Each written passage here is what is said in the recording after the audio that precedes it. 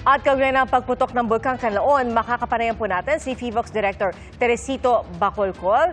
Director, magandang gabi. Si PR Arcangel po ito. Yes, ma'am. Magandang gabi din po sa inyo. Director, base po sa nakita po ninyo sa pag-monitor nyo sa direksyon na ibinugang abo ng bulkan, alin pong mga lugar pa ang inaasahang pinaka-apektado ng pagputok nito ngayong gabi? Kasi sabi po, Hilagang Silangan, tama po ba? Yes po, northeast po yung nakikita po natin, based din po yan sa wind direction. But karamihan ng mga na-report po sa atin ay nasa south and southwest, katulad ng Bago City, particularly in barangays of Mailom, Maaw, Ilihan, Bacong, and Labuanan. And meron din po tayong na-report, again, this is in the south and on the western part, sa may La Carlota, Pontevedra, and La Castillana. Pero sa ngayon po ba, Director Bacolcol, meron pa po kayong namomonitor na pagbuga ng abo? Wala na po. Tapos na po. It only lasted for 3 minutes. From 8:05 to 8:08. Yes.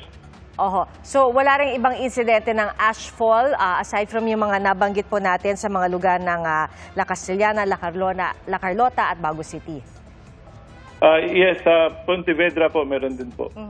Pero may posibilidad po ba, Director, na tumaas pa ang alert level 2?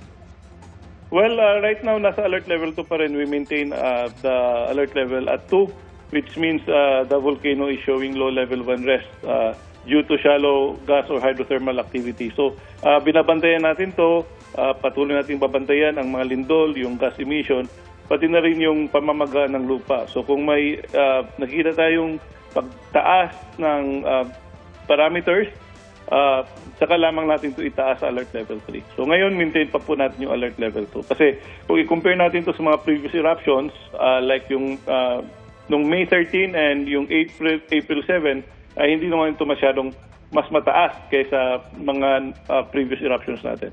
So sa ngayon, Director, ano ho ba ang payo po natin sa mga residente na malapit po sa bulkan?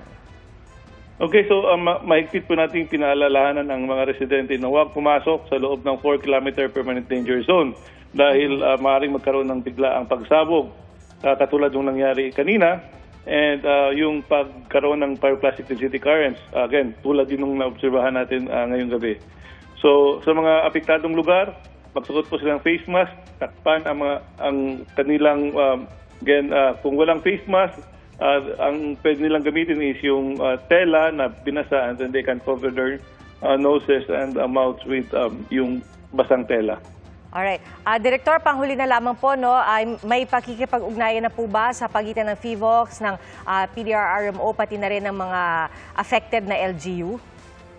Yes po, we are in constant communication with them. In fact, yung PDRRMO ng Negros Occidental, yung nabigay sa atin ng information sa mga lugar na apektado ng ashfall and yung sulfur dioxide. Alright, maraming salamat po. FIVOX Director Teresito Bacolcol, magandang gabi po. Mga kapuso, maging una sa saksi. Mag-subscribe sa GMA Integrated News sa YouTube para sa iba't ibang balita.